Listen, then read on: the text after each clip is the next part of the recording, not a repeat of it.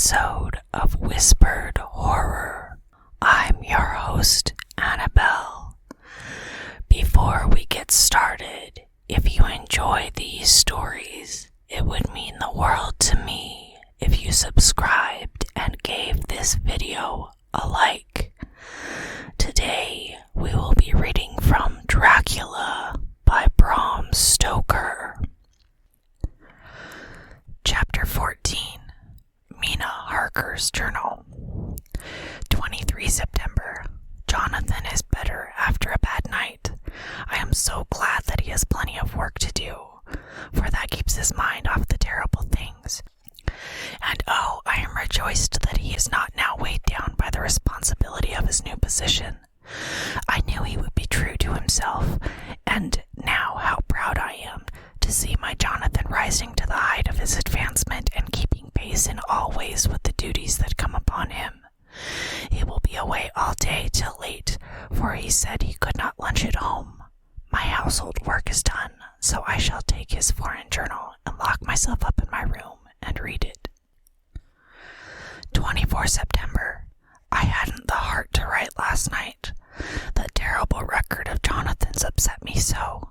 Poor dear, how he must have suffered, whether it be true or only imagination. I wonder if there is any truth in it at all. Did he get his brain fever and then write all those terrible things, or had he some cause for it all? I suppose I shall never know, for I dare not open the subject to him. And yet, that man we saw yesterday, he seemed quite certain of him. Poor fellow. I suppose it was the funeral upset him and sent his mind back on some train of thought. He believes it all himself. I remember how, on our wedding day, he said, "Unless some solemn duty come upon me to go back to the bitter hours, asleep or awake, mad or sane, there seems to be, through it all, some thread of continuity. That fearful Count was coming to London, if it should be. And he came to London, with its teeming millions. There may be a solemn duty, and if it come, we must not shrink from it. I shall be prepared. I shall get my typewriter this very hour and begin transcribing. Then we shall be ready for other eyes, if required. And if it be wanted, then, perhaps, if I am ready, poor Jonathan may not be upset, for I can speak for him, and never let him be troubled or worried with it at all. If ever Jonathan quite gets over the nervousness, he may want to tell me of it all, and I can ask him questions and find out things, and see how I may comfort him." Letter Van Helsing to Mrs. Harker, 24 September. Confidence. Dear Madam, I pray to you to pardon my writing, in that I am so far friend as that I send to you sad news of Miss Lucy Westerner's death, and by the kindness of Lord Godalming I am empowered to read her letters and papers, for I am deeply concerned about certain matters vitally important. In them I find some letters from you, which show how great friends you were, and how you love her. Oh, Madam Mina, by that love I implore you, help me. It is for others' good that I ask, to redress great wrong, and to lift much and terrible troubles that may be more great than you can know. May it be that I see you. You can trust me. I am a friend of Dr. John Seward, and of Lord Godalming. That was Arthur of Miss Lucy. I must keep it private for the present from all. I should come to Exeter to see you at once if you tell me I am privileged to come, and where and when. I implore your pardon, madam. I have read your letters to poor Lucy, and know how good you are, and how your husband suffer. So I pray you, if it may be, enlighten him not, lest it may harm. Again your pardon, and forgive me. Van Helsing. Telegram Mrs. Harker to Van Helsing, 25 September. Come today by 10:15 train if you can catch it. Can see you any time you call. Wilhelmina Harker. Mina Harker's Journal, 25 September. I cannot help feeling terribly exciting as the time draws near for the visit of Dr. Van Helsing, for somehow I expect that it will throw some light upon Jonathan's sad experience, as he attended poor dear Lucy in her last illness, he can tell me all about her. That is the reason of his coming. It is concerning Lucy and her sleepwalking, and not about Jonathan. Then I shall never know the real truth now. How silly I am. That awful journal gets hold of my imagination and tinges everything with something of its own color. Of course it is about Lucy. That habit came back to the poor dear, and that awful night on the cliff must have made her ill. I had almost forgotten in my own affairs how ill she was afterwards. She must have told him of her sleepwalking adventure on the cliff, and that I knew all about it, and now he wants me to tell him what I know, so that he may understand. I hope I did right in not saying anything of it to Mrs. Westenra. I should not forgive myself if any act of mine, were it even a negative one, brought harm to poor dear Lucy. I hope, too, Dr. Van Helsing will not blame me. I have had so much trouble and anxiety of late that I feel I cannot bear more just at present. I suppose a cry does us all good at times, clears the air, as other rain does. Perhaps it was reading the journal yesterday that upset me, and then Jonathan went away this morning to stay away from me a whole day and night, the first time we have been parted since our marriage. I do hope the dear fellow will take care of himself, and that nothing will occur to upset him. It is 2 o'clock, and the doctor will be here soon now. I shall say nothing of Jonathan's journal unless he asks me.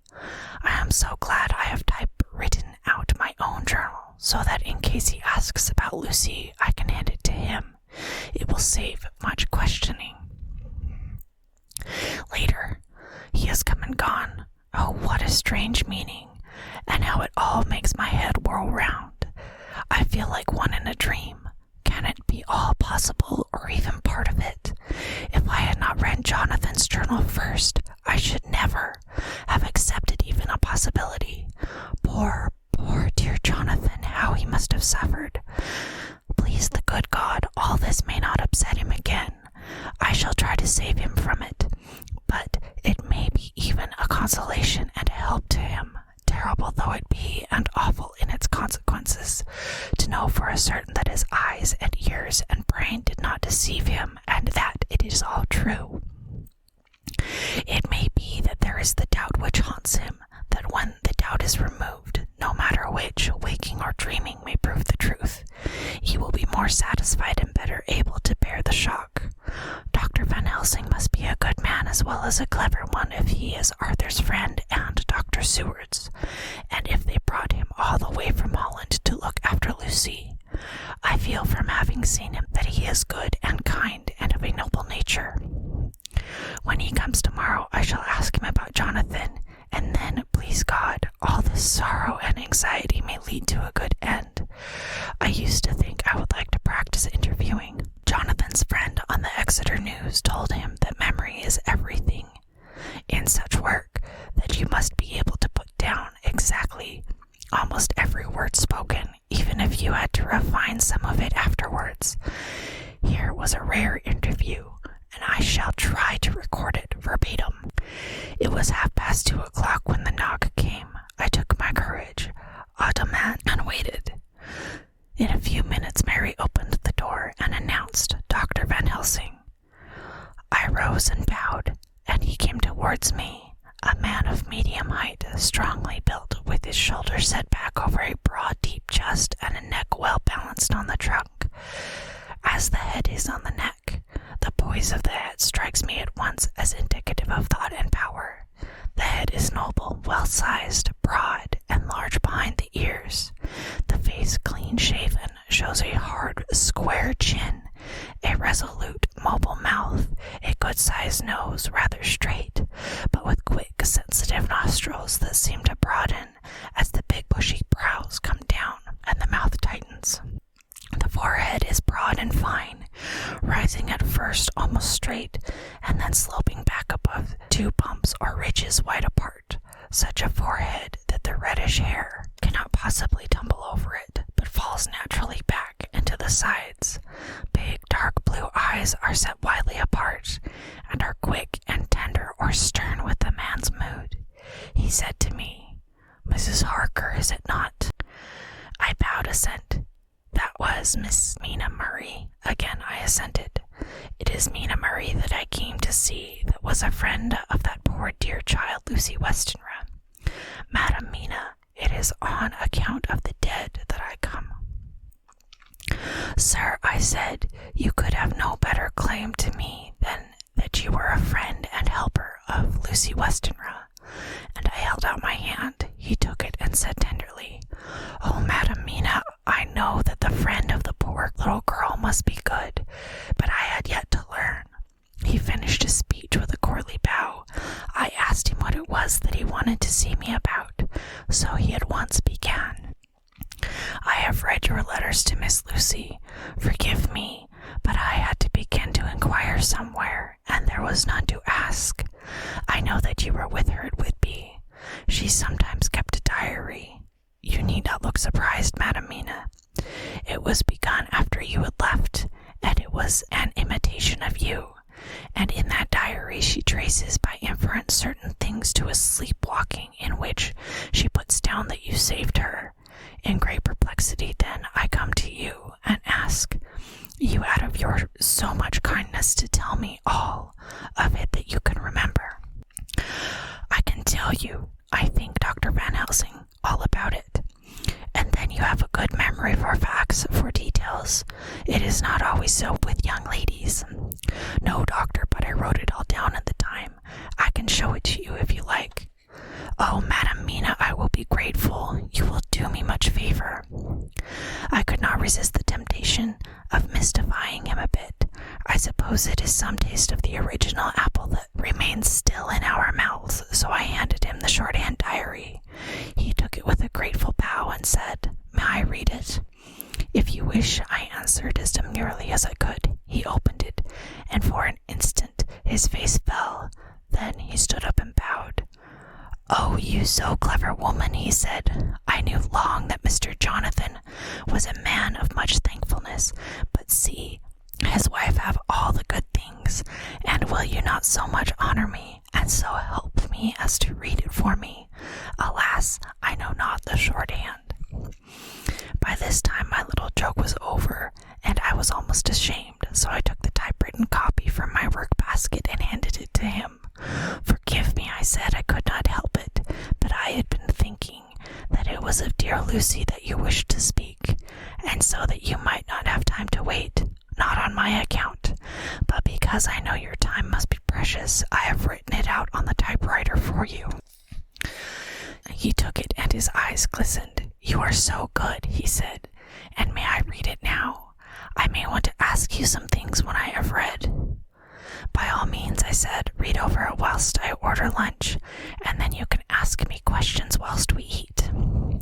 He bowed and settled himself in a chair with his back to the light, and became so absorbed in the papers whilst I went to see after lunch, chiefly in order that he might not be disturbed. When I came back, I found him walking hurriedly up and down the room, his face all ablaze with excitement. He rushed up to me and took me by both hands. "Oh, Madam Mina," he said, "how can I say what I owe to you? This paper is as sunshine. It opens the gate to me. I am dazed, I am dazzled with so much light, and yet clouds roll in behind the light every time. But that you cannot comprehend. Oh, but I am grateful to you, you so clever woman. Madame," he said very solemnly, "if ever Abraham Van Helsing can do anything for you or yours, I trust you will let me know. It will be a pleasure and a delight if I may serve you as a friend, but all I have ever learnt, all I can ever do, shall be for you and those you love. There are darknesses in life, and there are lights. You are one of the lights. You will have a happy life and a good life, and your husband will be blessed in you. But, doctor, you praise me too much, and you do not know me. Not know you, I who am old, and who have studied all my life men and women, who have made my specialty the brain, and all that belongs to him, and all that follow from him. And I have read your diary that you have so goodly written for me, which breathes out truth in every line. I who have read your so sweet letter to poor Lucy of your marriage and your trust, not know you. Oh, Madam Mina, good women tell all their lives, and by day, and by hour, and by minute, such things that angels can read. And we men who wish to know have in us some of angels' eyes. Your husband is noble nature, and you are noble too, for you trust, and trust cannot beware. There is mean nature, and your husband, tell me of him. Is he quite well? Is all that fever gone, and is he strong and hearty? I sat there, an opening to ask him about Jonathan, so I said, he was almost recovered, but he has been greatly upset by Mr. Hawkins' death. He interrupted. Oh, yes, I know. I have read your last 2 letters. I went on. I suppose this upset him, for when we were in town Thursday last, he had a sort of shock. A shock, and after a brain fever so soon. Oh, that is not good. What kind of shock was it? He thought he saw someone who recalled something terrible, something which led to his brain fever, and here the whole thing seemed to overwhelm me in a rush. The pity for Jonathan, the horror which he experienced, the whole fearful mystery of his diary, and the fear that has been brooding over me ever since, all came to a tumult. I suppose I was hysterical, for I threw myself on my knees and held up my hands to him and implored him to make my husband well again. He took my hands and raised me up and made me sit on the sofa and sat by me. He held my hands in his and said to me, oh, with such infinite sweetness, my life is a barren and lonely one, and so full of work that I have not had much time for friendships. But since I have been summoned to here by my friend John Seward, I have known so many good people and seen such nobility that I feel more than ever, and it has grown with my advancing years, the loneliness of my life. Believe me then that I come here full of respect for you, and you have given me hope not in what I am seeking of, but there are good men and women still left to make life happy. Good women whose lives and truths may make a good lesson for the children that are to be. I am glad that I may be of some use to you, for if your husband suffer, he suffer within the range of my study and experience. I promise you that I will gladly do all for him that I can, all to make his life strong and manly, and your life a happy one. Now you must eat. You are overwrought and perhaps over anxious. Husband Jonathan would not like to see you so pale, and what he like not, where he love, is not to his good. Therefore, for his sake, you must eat and smile. You have told me about Lucy, and so now we shall not speak of it, lest it distress. I shall stay in Exeter tonight, for I want to think much over what you have told me. When I have thought, I will ask you questions, if I may, and then, too, you will tell me of husband Jonathan's trouble so far as you can, but not yet. You must eat now. Afterwards, you shall tell me all.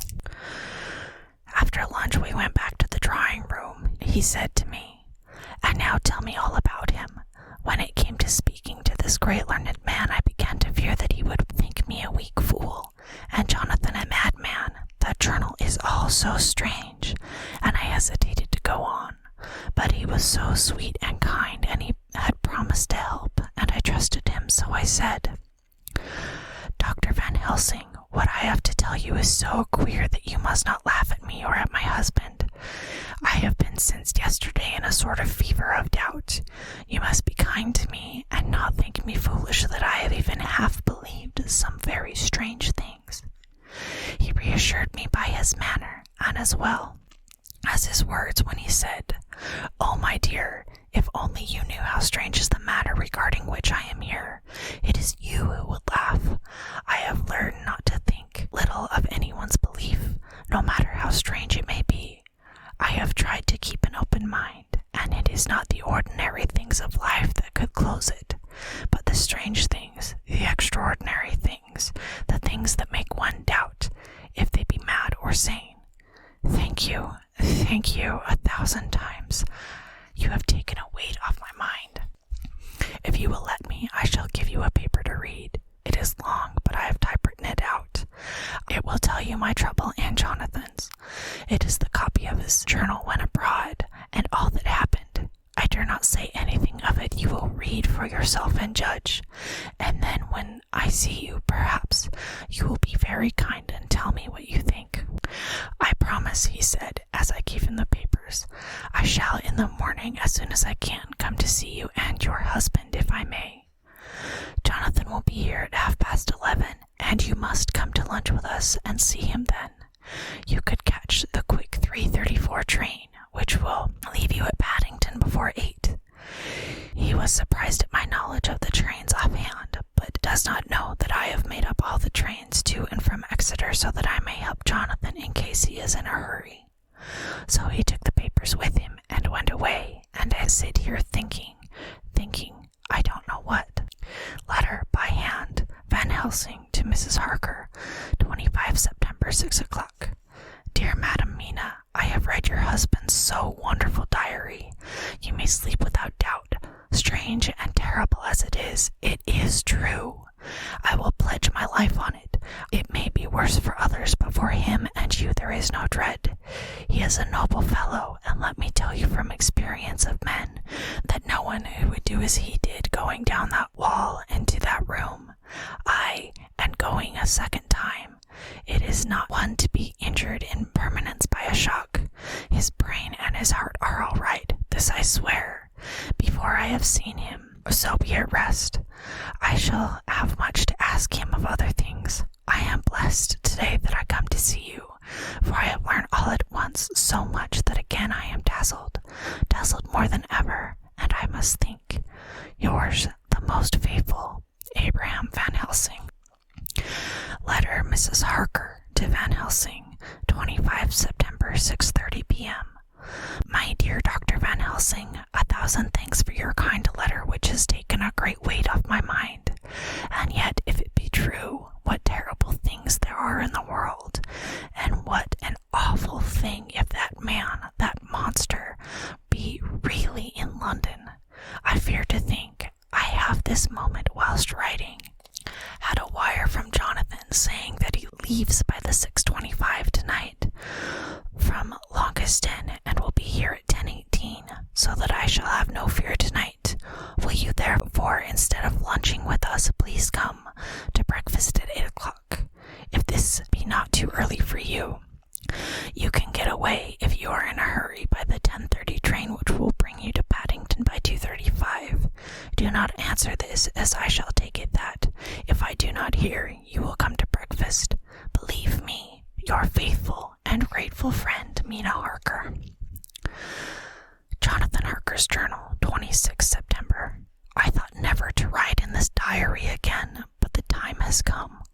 When I got home last night, Mina had supper ready, and when we had supped, she told me of Van Helsing's visit, and of her having given him the 2 diaries copied out, and of how anxious she has been about me. She showed me in the doctor's letter that all I wrote down was true. It seems to have made a new man of me. It was the doubt as to the reality of the whole thing that knocked me over. I felt impotent and in the dark and distrustful, but now that I know, I am not afraid even of the Count. He has succeeded after all, then, in his design in getting to London, and it was he that I saw. He has got younger, and how? Van Helsing is the man to unmask him and to hunt him out, if he is anything like what Mina says. We sat late and talked it over. Mina is dressing, and I shall call the hotel in a few minutes and bring him over. He was, I think, surprised to see me. When I came into the room where he was and introduced myself, he took me by the shoulder and turned my face round into the light, and said, after sharp scrutiny, "But Madam, Mina told me you were ill, that you had had a shock." It was so funny to hear my wife called Madam Mina by this kindly, strong-faced old man. I smiled and said, "I was ill. I have had a shock, but you have cured me already." "And how?" "By your letter to Mina last night. I was in doubt, and then everything took a hue of unreality. I did not know what to trust, even the evidence of my own senses. Not knowing what to trust, I did not know what to do, and so had only to keep on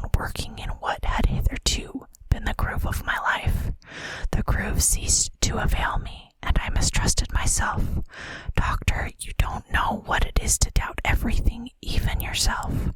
No, you don't. You couldn't with eyebrows like yours. He seemed pleased and laughed as he said, So, you are a physiognomist. I learn more with each hour. I am with so much pleasure coming to you to breakfast, and oh, sir, you will pardon praise from an old man, but you are blessed in your wife. I would listen to him go on praising Mina for a day, so I simply nodded and stood silent.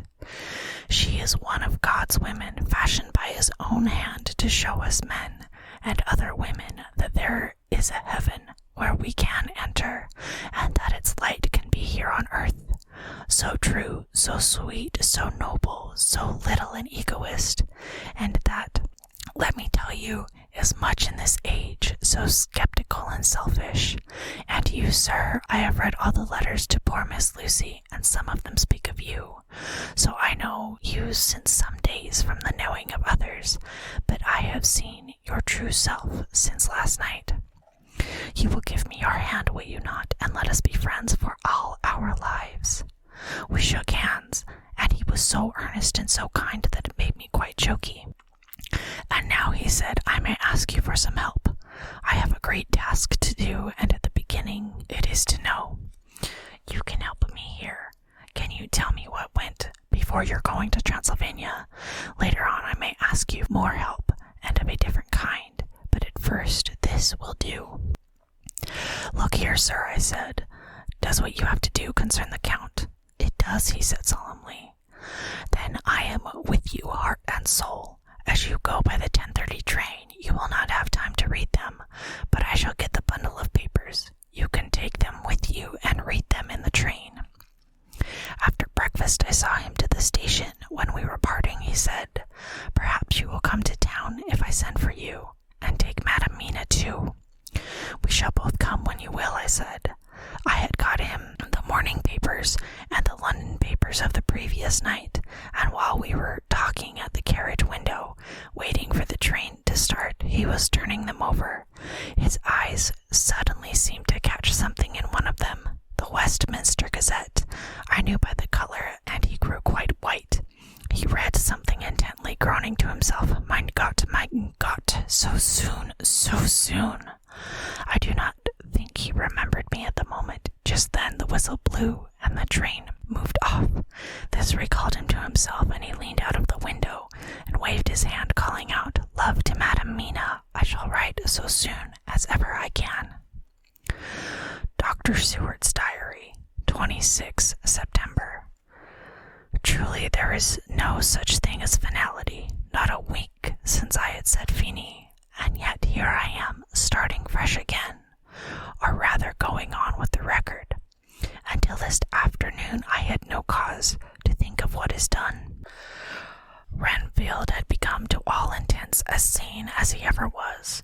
He was already well ahead with his fly business, and he had just started in the spider line also, so he had not been of any trouble to me.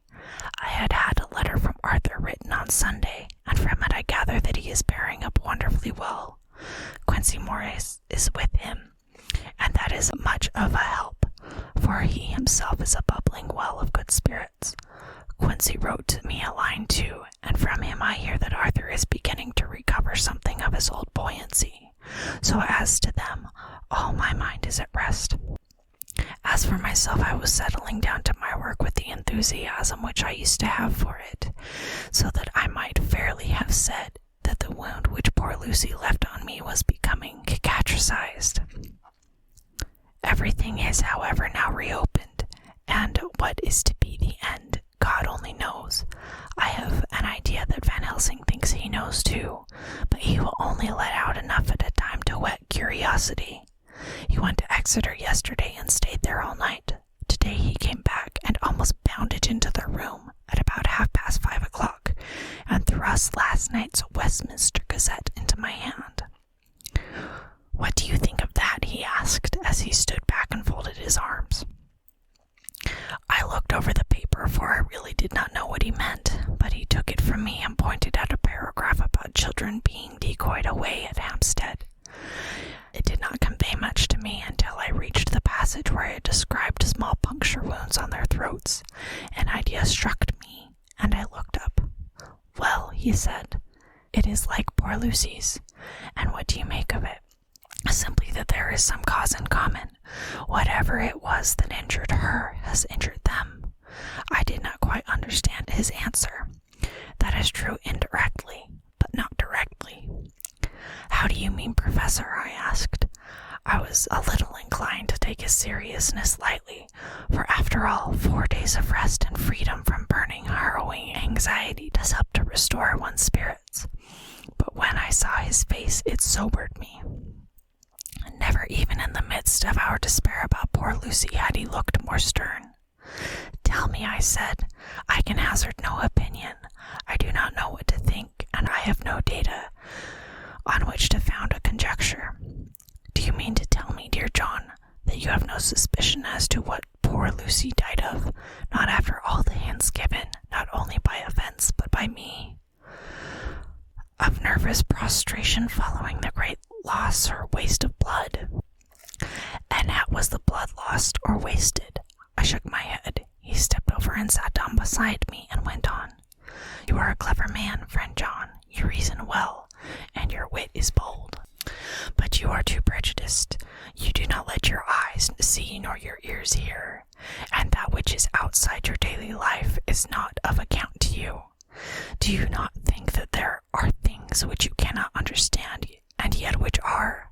That some people see things that others cannot, but there are things old and new which must not be contemplated by men's eyes because they know or think they know some things which other men have told them.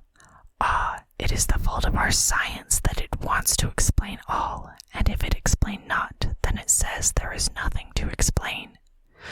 But yet we see around us every day the growth of new beliefs, which think themselves new, and which are yet but the old, which, pretending to be young, like fine ladies at the opera. I suppose now you do not believe in corporeal transference? No, nor in materialization? No. Nor in astral bodies? No. Nor in the reading of thought? No. Nor in hypnotism? Yes, I said. Charcot has proved that very well. He smiled and went on.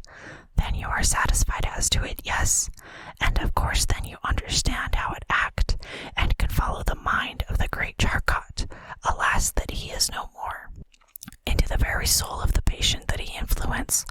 No, then friend John, I am to take it that you simply accept fact, and are satisfied to let from premise to conclusion be a blank. No, then tell me, for I am a student of the brain, how do you accept hypnotism and reject the thought reading? Let me tell you, my friend, that there are things done today in electrical science which would have been deemed unholy by the very man who discovered electricity, who would themselves not so long before have been burned as wizards. There are always mysteries in life.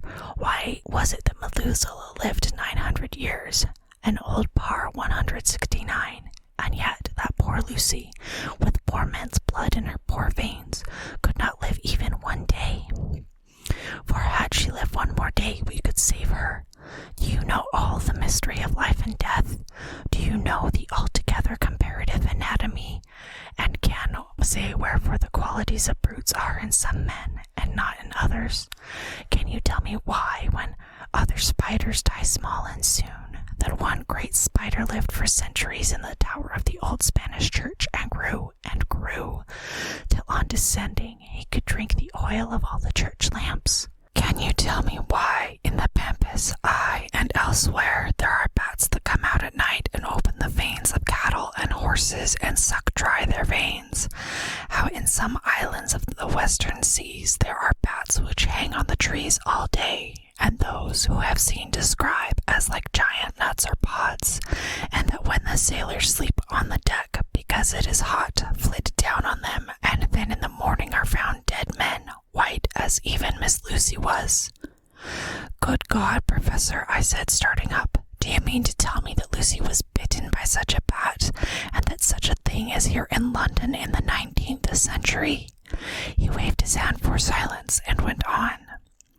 Can you tell me why the tortoise lives more long than generations of men, why the deceased dynasties, and why the parrot never die only of bite, of cat, of dog, or other complaint? Can you tell me why men believe in all ages and places that there are men and women who cannot die?